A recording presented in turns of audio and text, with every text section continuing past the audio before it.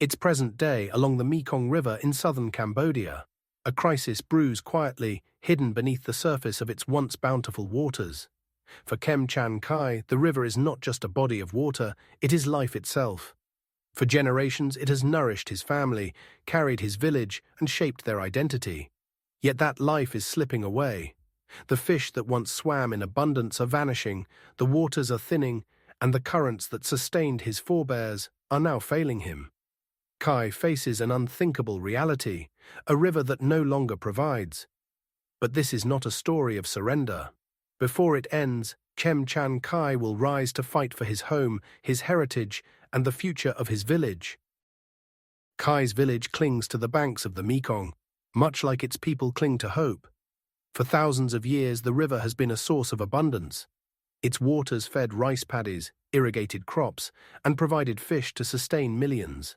The Mekong has inspired stories of resilience and awe, tales of giant catfish that stretched the length of a small boat, and myths about river spirits guarding its treasures. But today it feels like a stranger, unpredictable, unyielding, and dangerously close to dying. The Mekong is no longer a source of abundance. It is a battlefield. Before dawn, Chem Chan Kai rises. The world is quiet, save for the sound of his breathing and the soft creak of his small wooden boat.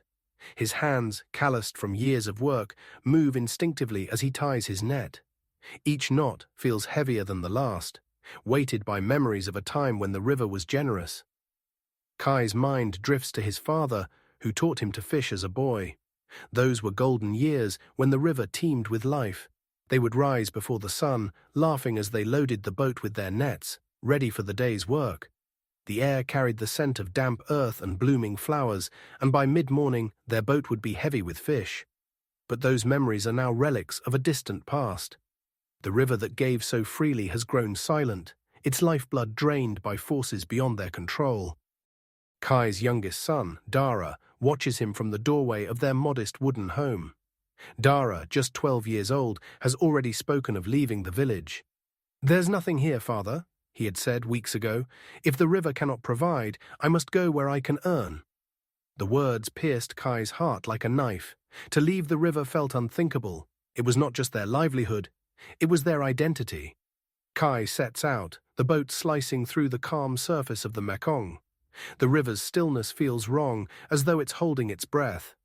Kai casts his net, watching it sink into the murky depths. He waits. The seconds stretch into minutes, the silence broken only by the gentle lapping of water against the boat. When he hauls the net back in, it is almost weightless.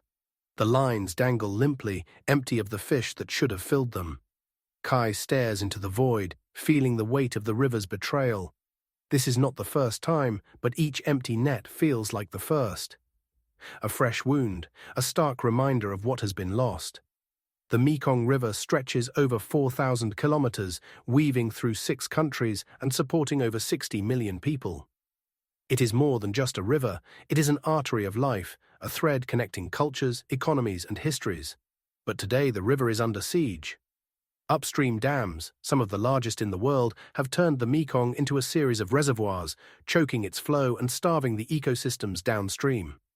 Illegal sand mining, driven by the demand for construction materials, has scarred its depths, destabilizing its banks and disrupting its natural currents. Climate change has further compounded these challenges, with rising temperatures and unpredictable rainfall patterns altering the river's once dependable rhythms. The statistics are staggering. In just the past decade, fish stocks have declined by more than 30%. The annual floods, which once replenished the fertile plains and nourished aquatic life, now come late or not at all. Entire species are disappearing, and with them, the livelihoods of millions who depend on the river's bounty. Kai returns to his village empty-handed. The market, once vibrant with the smell of fresh fish and the chatter of traders, is eerily quiet. Families whisper about leaving, their voices heavy with despair. The elders, once the keepers of wisdom and stability, sit in silence, their eyes clouded with worry. In the evenings, the village gathers by the riverbank to discuss their future. One night an elder speaks, his voice trembling. "The river has been our life for generations," he says. "But if it can no longer sustain us, what choice do we have? The silence that follows is suffocating. Kai looks at the faces of his neighbors, faces he has known his entire life. Tired, defeated, but still clinging to a fragile hope. "We fight," Kai says quietly. "We fight for the river, for our families, and for the generations yet to come." His words cut through the silence like a blade. In that moment, something shifts. The despair begins to lift, replaced by a glimmer of determination. Kai's words spark a movement. He begins to organize the villagers, urging them to take action. They start with small steps, cleaning the riverbanks of plastic and debris, replanting mangroves to stabilize the soil, and setting up nets to prevent further pollution. These actions are not enough to reverse the river's decline, but they give the villagers something they desperately need: purpose. Kai also starts reaching out to neighboring villages. He shares his story, urging others to join the fight. Slowly, the coalition grows. What started as one fisherman's desperate struggle becomes a collective movement. Together they demand accountability from local authorities and seek to raise awareness about the plight of the Mekong. But not everyone welcomes their efforts. Local sand miners, profiting from the river's exploitation, begin to view Kai and his group as a threat.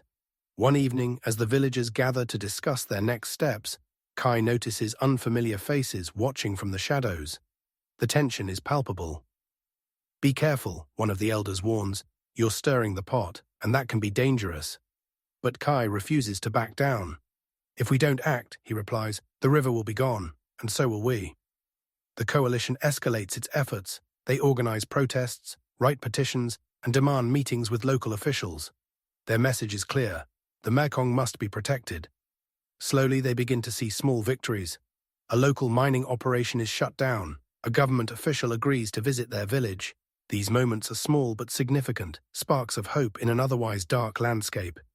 One day, Kai receives a letter. It is an invitation to speak at a regional conference on the Mekong's future. The news electrifies the village. For the first time, their voices will be heard on a larger stage. But the stakes are high. Kai knows that this opportunity is as fragile as it is important. As he prepares his speech, Kai reflects on everything he has seen: the empty nets, the abandoned homes, the resilience of his people.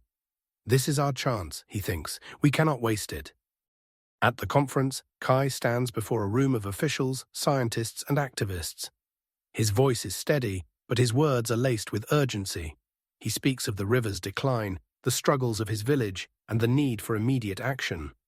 The Mekong is not just water, he says. It is life, and it is dying.